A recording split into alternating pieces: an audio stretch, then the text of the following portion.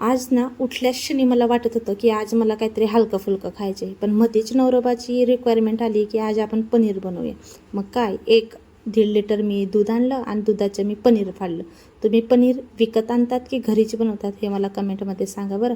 आता हे पनीर मी मस्त ढाबा स्टाईल बनवण्याचं ठरवलं, म्हणून मी ढाबा स्टाईलच बटरमध्ये आणि थोडं तेलामध्ये मस्त हे फ्राय करून घेतलं.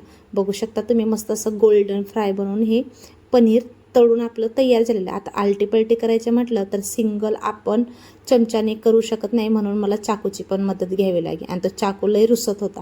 आता बघा, पनीर मस्त आपलं फाडून किंवा तळून तयार झालेलं आहे. आता त्याला गरम पाणीमध्ये आपण मीठ टाकून थोडं सॉफ्ट होण्यासाठी टाकून देऊया. आता ढाबा स्टाईल बनवतोय म्हटल्यावर मग ढाबा स्टाईल तर आपल्याला फॉलो करावीच लागेल ना. तर बघा, मस्त पनीर आपण आता तेलामध्ये तळून आता याला पाणीमध्ये टाकून देणार आहोत. आता याला एका साईडला ठेवून देऊया, तोपर्यंत दुसरी कृती करून घेऊया.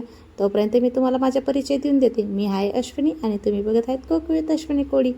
तर चला मग, पॅनमध्ये पण असा मस्त तेल तपून झालेलं होतं. आता त्याच्यामध्ये 2 मध्यम आकाराचे कांदे मी तळून घेणार आहे.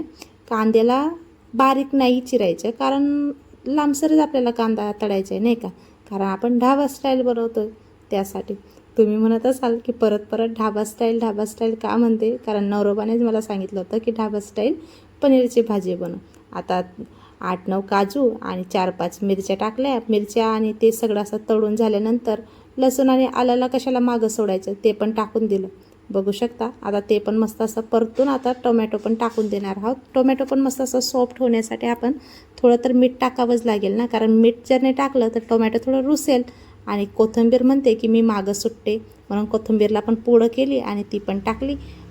मस्त टोमॅटो सॉफ्ट होतील तोपर्यंत आता याला आपण भाजून घेऊया. बघू शकता, मस्त टोमॅटो वगैरे सगळं भाजून तयार झालेलं आहे.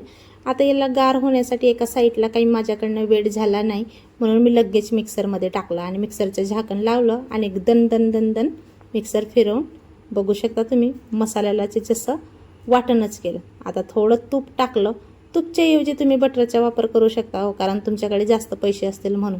माझ्याकडे नव्हते म्हणून मी तुपाचाच वापर केला आणि थोडं तेल टाकलं, जिऱ्याची फोडणी दिली आणि कढीपत्ता टाकत असताना थोडी स्टाईल फॉलो करायला केली, पण काय झालं नाही माझ्याकडनं, म्हणून थोडं उग्रपीठच फेकून मारलं. बघू शकता तुम्ही, उग्रपीठ पण मस्त असं रुसायला लागलं होतं, म्हणून त्याला थोडं हलवून दिलं आणि त्याच्यानंतर टाकलं ते वाटण केलेले आपण जे मसाले होते, म्हणजे जे काही आपण दळून घेतलेले होते, कांदा मिरच्या जे होतं ते दळून आपण आता याला मस्त असं तळून घेणार आहोत.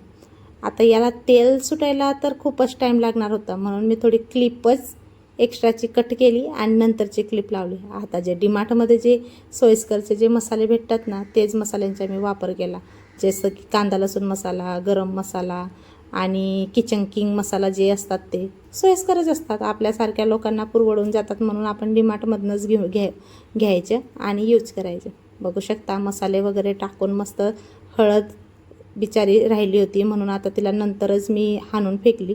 बघू शकता तुम्ही, आता ते पण मस्त एकजीव झालेत आणि एकजीव झाल्यानंतर तेल चिटचिटायला लागलं आणि थोडीशी मी दही टाकली, कारण आपल्याकडे क्रीम नव्हती आणि ढाबा स्टाईल पनीर मसाला करायचा आहे म्हटल्यावर त्याच्यामध्ये तर आपल्याला क्रीम लागणारच होती, म्हणून क्रीमच्या ऐवजी मी दह्याचा वापर केला. नवरोबाला काही सांगितलं नाही की आपण क्रीमच्या ऐवजी दही टाकली म्हणून. आणि जे आपण पनीर तळून ठेवलं होतं ते असं दणकेबाज टाकलं नाही का, एकदम छान असे ढाबा स्टाईल आपली पनीरची भाजी बनवून रेडी झाली. बघू शकता तुम्ही. आलं ना तुमच्या पण तोंडाला पाणी? नाही आलं असणार तर थोडं पाणी टाका आणि गुळणी उकळा, म्हणजे मग कळेलच की तोंडाला पाणी कसं येतं. आणि थोडंसं मीठ घातलं आणि टेस्ट बॅलन्स करण्यासाठी थोडी साखर घातली. साखर तर तसे ऑप्शनल आहे, साखरच्या ऐवजी तुम्ही गूळ पण टाकू शकता, पण गूळ आणि साखर टाकणं म्हणजे दोघं सेमच आहे. चला तर मग भेटूया दुसऱ्या रेसिपी.